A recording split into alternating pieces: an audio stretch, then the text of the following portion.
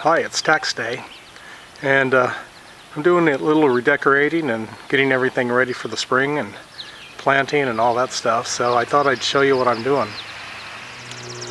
So down here in one of my 6-foot beds, this is some lettuce transplants. I've got lettuce, some spinach, a tall one in the middle there.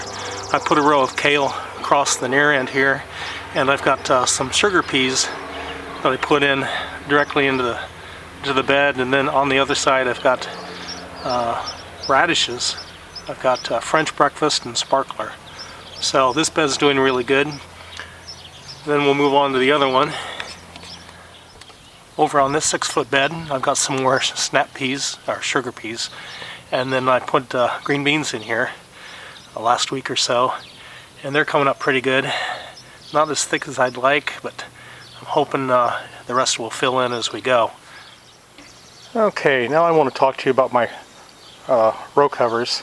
I got some row cover. I'm going to do it a little bit different this year. I wanted to get stuff out earlier and not have to worry about frost. So I bought the row covers, and I did my framing just a little bit differently. I did my PVC pipe down here. This is 1/2-inch PVC, and I've got it's 3/8-inch rebar. Pounded that into the ground, so I've got 12 inches of the rebar sticking up, and then I just used this for the ends.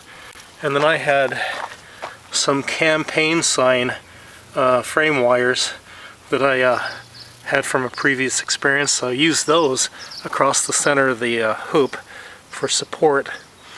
And I'm using this 1/2-inch inside diameter garden hose that clicks right down there to hold the corners in. And it got a little bit breezy over the weekend, so I used my clamps to hold these in place because the wind was just blowing these off. So that's turning out really good. The row cover allows half the water through, the rainwater, and we got a good rain yesterday. You can see the soil's damp.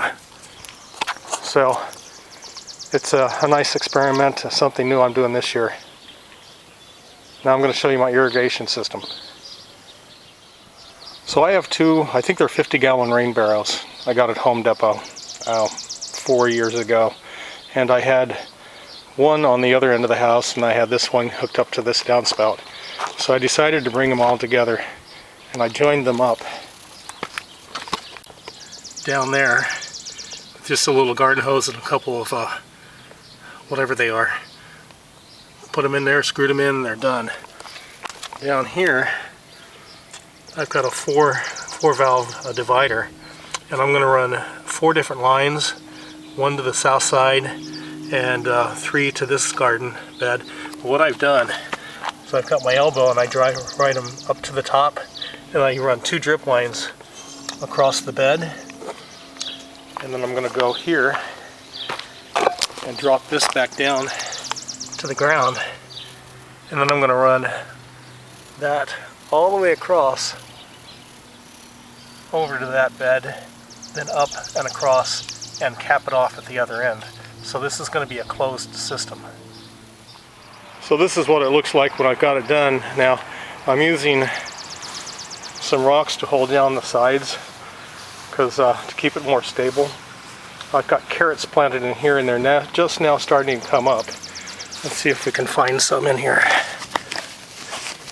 I'll peek in here. Yep. There's a little one right there. So they're coming up.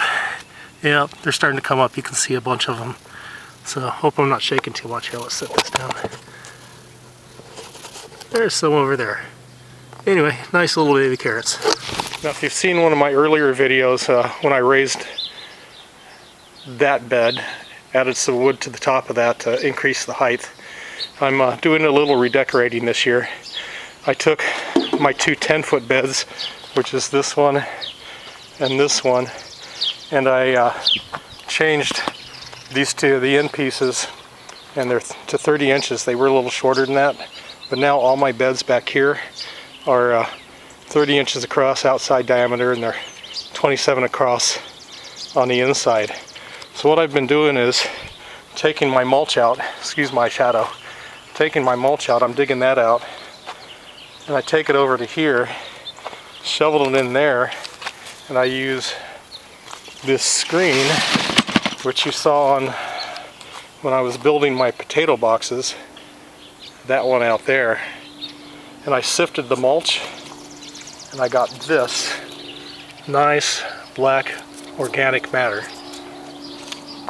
And then the real good mulch, the big pieces, here, and I'm taking them, dumping over there, and then this black stuff I'm taking and putting into this box to help fill that in.